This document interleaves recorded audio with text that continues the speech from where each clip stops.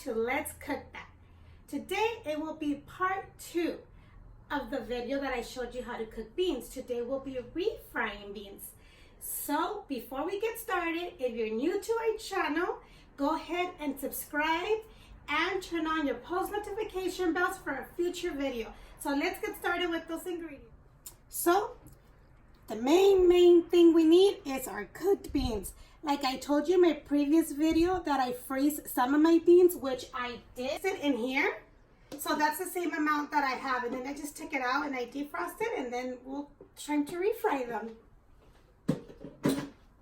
And I have 4 tablespoons of oil. I have 1 serrano pepper and a piece of onion. I'm going to show you what I'm going to be using these for. And if you don't want serrano peppers or onion, it's fine. You don't have to use it. You could just use your oil and your beans. Let's get started. So I'm going to go ahead and add my oil so we could go ahead and preheat it.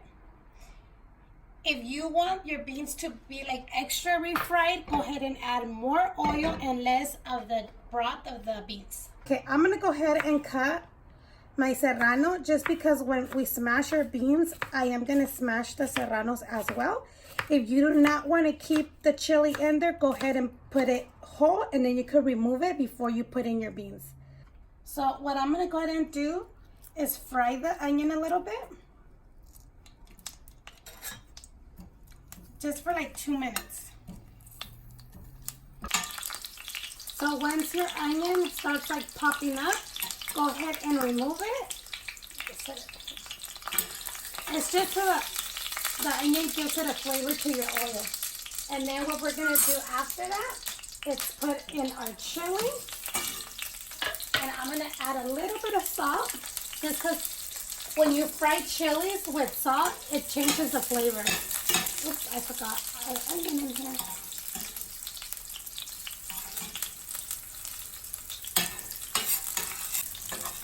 And I do have it on low right now. And I think I will be needing more oil, so I'm going to go ahead and add a little bit more oil. I did like 3 more tablespoons. So once your chilies start frying, if you don't, serrano's a little bit more spicier than jalapeno, so you could use jalapeno as well.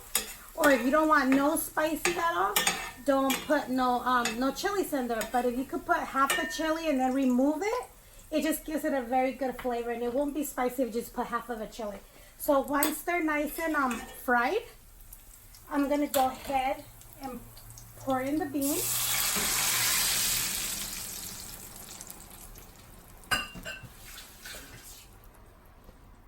And then we'll put it to medium.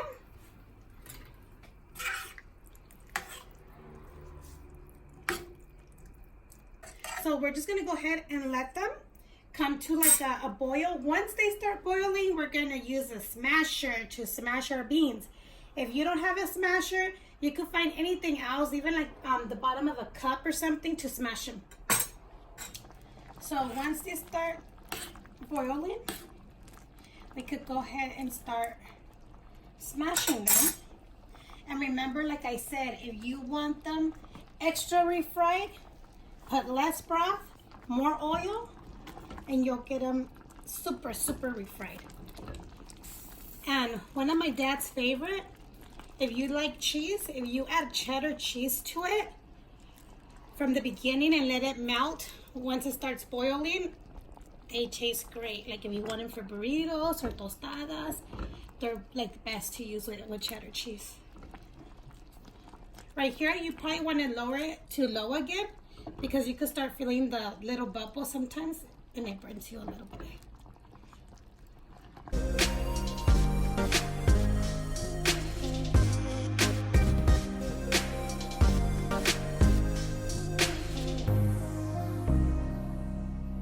Okay, so I already smashed them. You could smash them, however you like them. This is the way I like them, the texture. After you smash them, just give them a couple minutes, maybe like 2 to 3 minutes, so they could simmer for a little bit. And these are already done, and they're very delicious. Now, the question might be, what if my beans are already like this and I want to do refried beans? Well, let's turn them off. We'll let them cool down a little bit so they could get a little thicker. and then I'll show you how to do that. Okay, so to refry them more, usually you should wait until they're completely cooled down because it will thicken up like a lot. But since I need to go somewhere and I need to actually finish this video, we're gonna go ahead and do it like this. So what we're gonna do is add more oil. So once your oil is hot, you're gonna go ahead and add the beans to the other oil.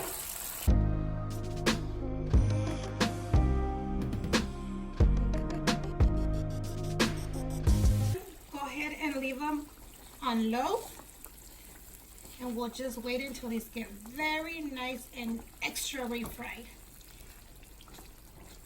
So as you can see, they've been cooking for about 10 minutes and they're starting to thicken up. Like another 10 more minutes, they're gonna get very refried. They're called frijoles chinitos in Spanish, but they're like super refried beans. Frijoles bien chinitos refritos. They look very yummy. You can use lard as well, but I don't recommend using a lot of lard because it's actually not good for you, but it's up to you, whatever you like. But look at, don't these look good? Look. If you feel you put too much oil, what you could do is get a paper towel. Mine's look good, but if you feel like it's too much, get a paper towel, just tap it, and whatever extra oil you have, the paper towel will absorb it. But this didn't absorb a lot because they're perfect. Hopefully you guys enjoy. Okay, and when you refry your beans, make sure you do not use like coconut oil, sesame oil, or grape oil, because your beans will get the flavor of it. Unless you really love coconut and sesame and all that, then go for it.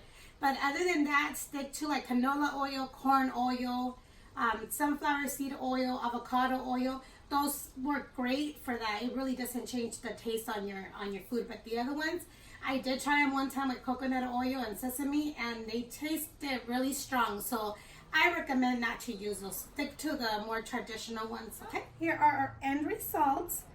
This is the way I like them. Like I told you, I put a little bit of the cotija cheese as a dry cheese, and these taste really good, you guys.